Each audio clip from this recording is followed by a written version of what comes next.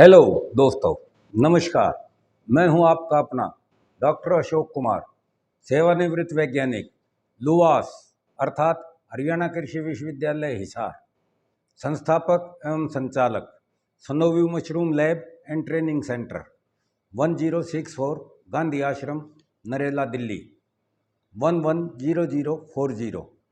मेरा phone number है 98 120 19 128, English में 98 120 19 128।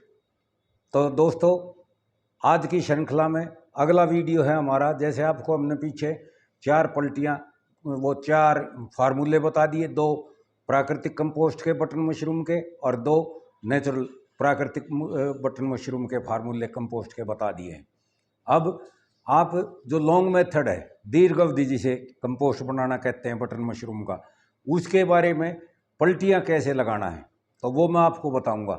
जी हाँ, सर्वप्रथम आपको मटेरियल लेना है गेहूं का भूसा, या आप उसकी जगह ले सकते हैं धान का भूसा, या आप उसकी जगह, जैसे मैंने आपको एक वीडियो पहले भी डाल रखा है कि बटन मशरूम कंपोस्ट में या मशरूम कंपोस्ट को बनाते समय हम किन किन किस्म के अवशेषों का प्रयोग कर सकते हैं।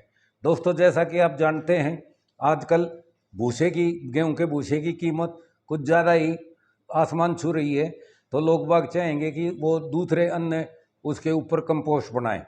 तो आप अन्य किसी भी उसके ऊपर, जो मैंने आपको पिछले वीडियो में दे रखा है, कृषि अवशेष मशरूम बनाने के लिए जो प्रयोग किए जा सकते हैं, उस वीडियो को आप देखो, तो उसमें से आप कोई भी चीज़ लेके इस्तेमाल कर सकते हैं और उनका रेशो थोड़ा रख सकते हैं। लेकिन जब भी आप 2 विभिन्न कृषि अवशेषों को मिलाएं, ध्यान रखना कि उनको आपको अलग अलग भिगोना है, क्योंकि हर किसी कृषि अवशेष का, चाहे वो गेहूं का भूसा हो, चाहे वो आपका धान का पुराड़ हो, या आपका सरसों की तूड़ी हो, या आपका शुगर कैन बगास हो, गन्ने की खोई, इनके सब के पानी एब्जॉर्ब करने की, पानी पीने की शक्ति अलग अलग होती है।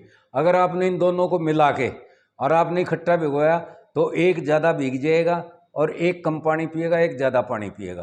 तो उससे क्या होगा कि आपके कंपोस्ट में वो डली सी ढेले से बन जाएंगे और उसमें गड़बड़ हो जाएगी, तो वो आगे चल के बीमारी फैलाएंगे, वो ढेले बनेंगे, वो फूटेंगे नहीं। लेकिन जब आप उन्हें अलग अलग भिगोगे, अलग अलग भिगो के और आप फिर उन्हें मिला सकते हो, और उसमें फिर आप सामग्री जो दी हुई है वो मिला सकते हो। सिवाय 3 चीज़ नहीं मिलानी है आपको पहले दिन। एक तो जिप्सम नहीं मिलाओगे, और दूसरी जो दवाइयाँ हैं, कीटनाशक दवाइयाँ हैं या आपका नेमेटिसाइड्स हैं, उनको आप नहीं मिलाओगे। जिप्सम जैसे पहले ही बता चुका हूँ कि आपको वो पहली दूसरी तीसरी पलटी में मिला सकते हो, या पहली दूसरी पलटी में मिला सकते हो। और दवाइयाँ, जब आपका कंपोस्ट पूरी तरह से बन जाए उसके बाद आपको दवाइयाँ मिलानी है, और उसके बाद आपको उसको शेडों के अंदर करना है। तो दोस्तों, आज मैं आपको बताता हूँ बटन मशरूम का कंपोस्ट बनाते समय आप दीर्घ अवधि का जो कंपोस्ट बनाओगे उसमें पलटियाँ कैसे लगानी है। तो पहले आपने भिगो लिया, भिगोने के बाद आपने उनको 2 अवशेषों को मिला लिया ताकि आपका सस्ता बने। तो जब आप मिलाओगे और उसमें वो सारा सामान मिला दोगे, तो उसके वो जब ढेरी बनाओगे आप, ये ढेरी आपको किताबों में लिखी मिलेगी 5 बाई 5 फुट की। और अब मेरा कहना है कि आप, क्योंकि बीमारी काफ़ी हो रही हैं, जैसे येलो मोल्ड है, वेट बबल है, ड्राई बबल वगैरह है, तो ये बीमारियां जो बढ़ रही हैं, तो इसके लिए हम चाहेंगे कि आप 6 बाई 6 फुट का वो बनाओ, ढेरी बनाओ, उसका हीप बनाओ, धड़ बनाओ, तो उसको आपने बना देना है। तो वो आपका 0 दिवस होगा। तो ये 0 दिवस को ढेरी बन गई आपकी। उसके बाद आपका 5 दिन छोड़ के आपको छठे दिन पहली पलटी लगानी है, और उसके बाद 4 दिन छोड़ के फिर आपको सेकंड पलटी लगानी है। इस पलटी को लगाने के बाद आपको 3 दिन छोड़ के फिर तीसरी पलटी लगानी है। फिर आपको 3 दिन छोड़ के आपको चौथी पलटी लगानी है। फिर आपको 2 दिन छोड़ के आपको 5वीं पलटी लगानी है।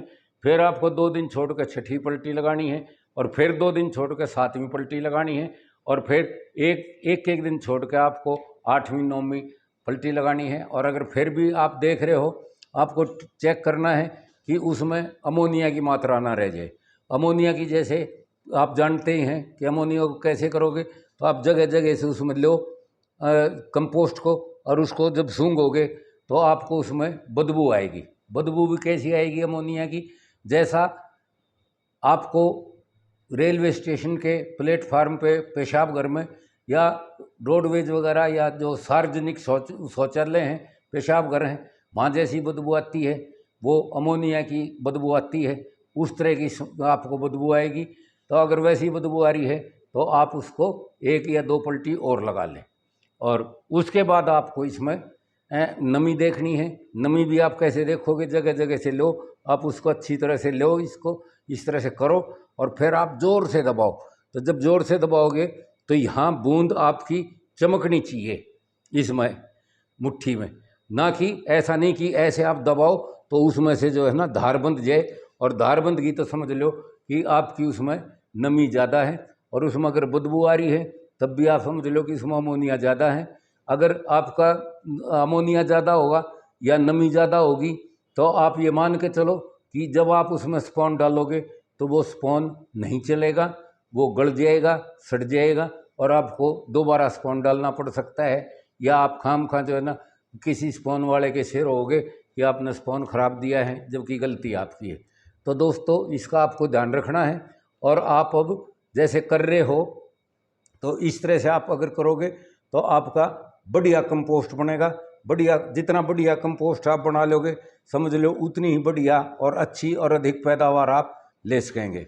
तो इसमें आप कोई वो ना करो, और ये कंपोस्ट जो बनेगा आपका जिस दिन से, ये 28 से 30 दिन आपका ले लेगा।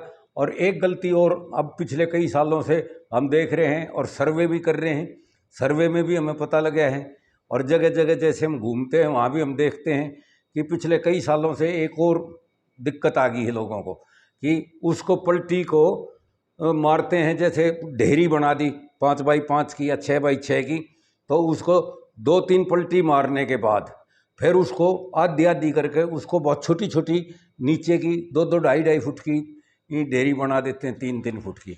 तो दोस्तों उसमें आपका कंपोस्ट में पूरा तापमान नहीं आएगा, और वो एक अच्छी कंपोस्ट नहीं बनेगी।